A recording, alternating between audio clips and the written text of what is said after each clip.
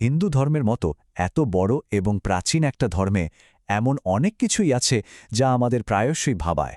তার মধ্যে অন্যতম একটা বিষয় হল মূর্তি পূজা। আর এর সাথে জড়িয়ে আছে একটা বড় প্রশ্ন, কিভাবে সেই অসীম নিরাকার ঈশ্বরকে একটা সসীম জাগতিক রূপের মধ্যে দিয়ে পূজা করা সম্ভব? ঠিক এই প্রশ্নটাই কিন্তু অনেকের মনে ঘুরপাক খায়। তো আজকের এই আলোচনায় আমরা এই গভীর প্রশ্নটারই উত্তর খোঁজার চেষ্টা করব। চলুন এই যাত্রায় সামিল হওয়া যাক। এই রহস্যটা বুঝতে আমরা সাহায্য নেব মূর্তি পূজা রহস্য নামের একটি বাংলা বইয়ের। এই বইটিই হবে আমাদের গাইড, যা আমাদের এই প্রথার পেছনের ধর্মতাত্ত্বিক দিকটা বুঝতে সাহায্য করবে। তো চলুন শুরু করা যাক একেবারে গোড়ার প্রশ্নটা দিয়ে। ঈশ্বরের প্রকৃতি আসলে কেমন? তিনি কি সাকার, মানে তার কি কোনো নির্দিষ্ট রূপ আছে, নাকি তিনি নিরাকার, মানে রূপহীন? বইটা বলছে এই দুটো ধারণা কিন্তু আসলে পরস্পর বিরোধী নয়।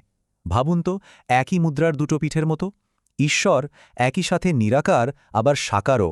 তিনি যখন পরম সত্তা তখন তিনি রূপহীন, অসীম, কিন্তু ভক্তের ভালোবাসার ডাকে সাড়া দিয়ে তিনি যে কোনো রূপ ধারণ করতে পারেন। আর এই ভাবনার পেছনে কিন্তু শাস্ত্রীয় ভিত্তিও আছে। যেমন এই শ্লোকটা আমাদের ঠিক এটাই বলছে যে সেই পরম সত্তা জন্মহীন এবং অবিনশ্বর হওয়া সত্ত্বেও তিনি নিজের ইচ্ছাশক্তি দিয়ে বিভিন্ন রূপে আবির্ভূত হন। আচ্ছা, এবার আমরা এমন একটা জায়গায় আসছি যেটা বোঝাটা কিন্তু সবচেয়ে জরুরি। এই বিষয়টা পরিষ্কার হয়ে গেলেই পুরো ধারণাটাই জলের মতো সহজ হয়ে যাবে। আর সেটা হলো মূর্তি আর বিগ্রহের মধ্যেকার পার্থক্য। সাধারণভাবে মূর্তি বলতে আমরা কি বুঝি? মাটি, পাথর বা ধাতু দিয়ে গড়া একটা ভাস্কর্য, তাই না?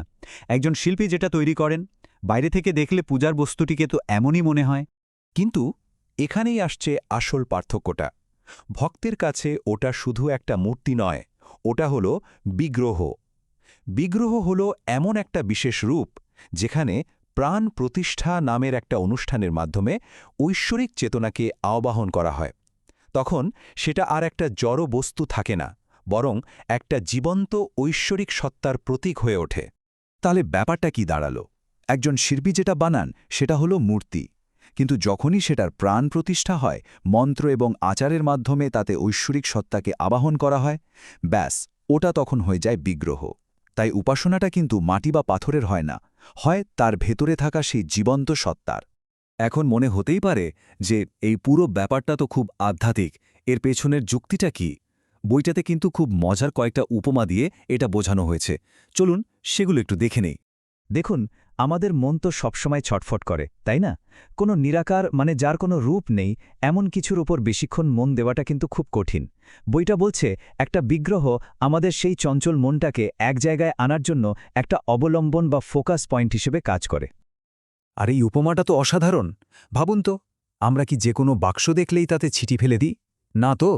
আমরা ঠিক লাল রঙের সরকারি ডাকবাক্সটা খুঁজি, কারণ আমরা জানি ওটাই সঠিক চ্যানেল।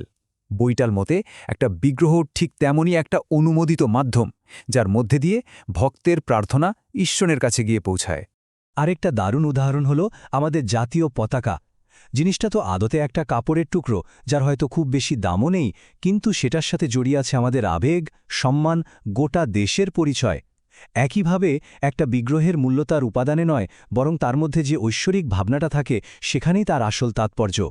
আচ্ছা, বিগ্রহের ব্যাপারটা তো বোঝা গেল, কিন্তু এর সাথে যে এত আচার অনুষ্ঠান, যেমন আরতি করা, ভোগ দেওয়া, এগুলোরই বা উদ্দেশ্য কি?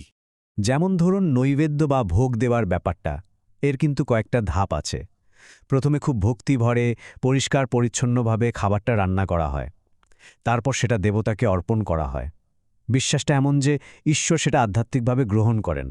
আর তারপর সেই খাবারটা হয়ে যায় প্রসাদ বা আশীর্বাদপুষ্ট খাবার, যা ভক্তদের মধ্যে ভাগ করে দেওয়া হয়। আসলে বইটা বলছে এই সব কিছুর মূলে আছে ঈশ্বরের সাথে একটা ব্যক্তিগত, একটা ভালোবাসার সম্পর্ক তৈরি করা।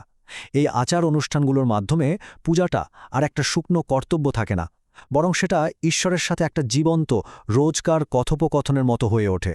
তাহলে এই পুরো আলোচনাটা থেকে আমরা যদি মূল কয়েকটা পয়েন্ট তুলে আনি, সেগুলো কি হবে? প্রথমত, ঈশ্বরকে সাকার এবং নিরাকার এই উভয় রূপেই দেখা হয়।